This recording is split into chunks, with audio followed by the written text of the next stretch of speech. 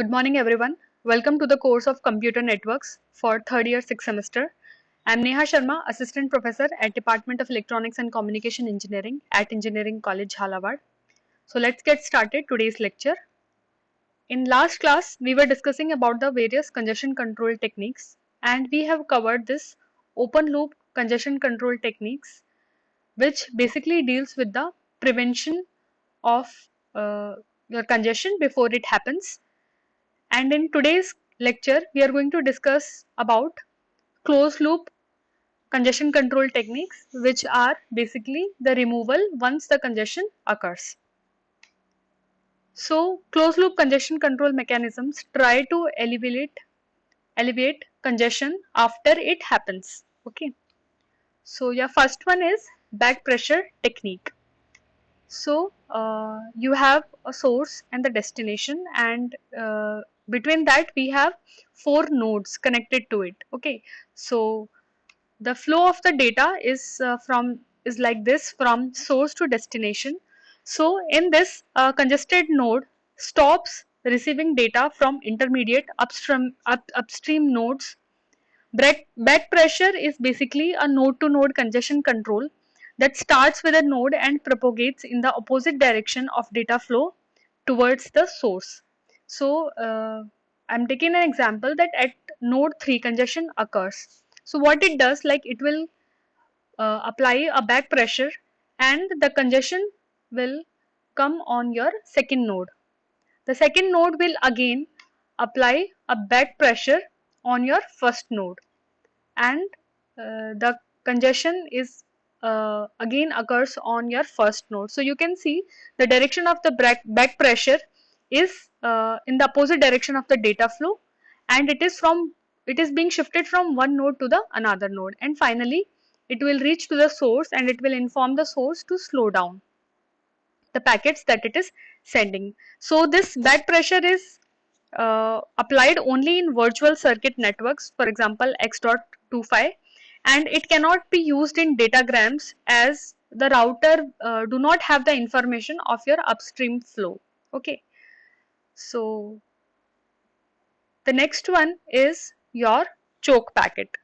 So in choke packet, a packet like a choke packet is basically a special packet which is being sent by a node to the source to inform that a congestion is occurred. So like we have seen in back pressure in previous case, the transmission is from one node to the another, okay, and then to the source, while in choke packet it is directly from the source. So I am taking an example like if the congestion occurs on this third node, it is sending a choke packet directly to the source. Okay, so it is basically a warning to the router that a congestion has incurred.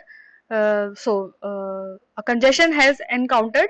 So it will ask the source to slow it down, and this congestion का जो information होगा वो intermediate nodes के पास नहीं होगा. Okay, जैसा back pressure में हर node को पता था कि कंजेशन हो गया है and it is slowly moving in the opposite direction to the data flow, while इसमें डायरेक्टली कंजेशन नोड जो है वो एक चोक पैकेट भेजेगा सोर्स नोड को.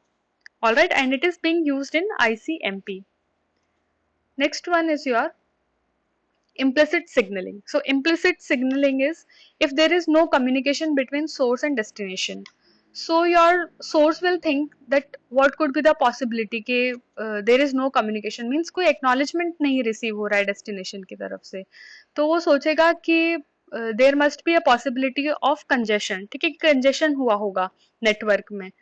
Okay, so इसका पता कैसे लगा कि like acknowledgements नहीं आया है कुछ time तक, है ना, या फिर जैसे टाइम आउट हो गया है तो कंजेशन का पता चल गया उसको, और उसके बाद it will inform the source to slow down the packets that the rate of the packets that which it is sending towards the destination. उसको बोलेगा थोड़ा ठीक है, आराम से just take your time and slow down. Alright, next one is your explicit signaling. So in explicit signaling क्या है कि the node that experiences congestion can explicitly send a signal to the source or to the destination, and ठीक है, इन चोक packet क्या है, एक different signal we are sending, ठीक है, चोक सिग्नल हम भेज रहे हैं जिस नोड से जिस नोड पे कंजेशन हुआ है।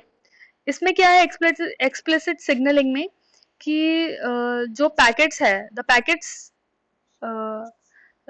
The signal is included in the packet that carries data, ठीक है, जो वो साथ में इंफॉर्मेशन है। So this explicit signalling can be forward और can be in backward direction. So first will discuss backward explicit signalling. इसमें क्या है कि सपोज थर्ड वाले पे कंजेशन अकर हुआ है, so this a bit is sent in opposite direction to the congestion, okay, and it will be sent to the source and it will ask to slow down the packet sending rate. Next one is your forward explicit signaling. इसमें क्या है कि जहाँ पे congestion हुआ है उसके ही direction में वो जो बिट है जो कि इंफॉर्मेशन रख रही है कंजेशन की, वो भेजी जाएगी and this signal will be send to destination and again it will ask the destination कि भाई just slow down, alright, just slow down the process. So this is all the 4 types of closed loop congestion control techniques that we have discussed. And next we are going to discuss about the TCP congestion control techniques. Okay, so these are in 3 phases. First one is your slow start. So basically in this what happens is sender starts with a very slow rate of transmission, but it increases the speed to reach the threshold. Okay. Next one is your congestion avoidance. This is the second phase. So once the threshold is reached, so the data is slow down to avoid congestion. Okay, क्योंकि शुरू में slow से start किया, then it will gain the speed and then again in congestion avoidance it will, after reaching the threshold, it will again slow down the sending rate. Next is congestion detection. This is the third phase. So if congestion is detected, the sender goes back to the slow start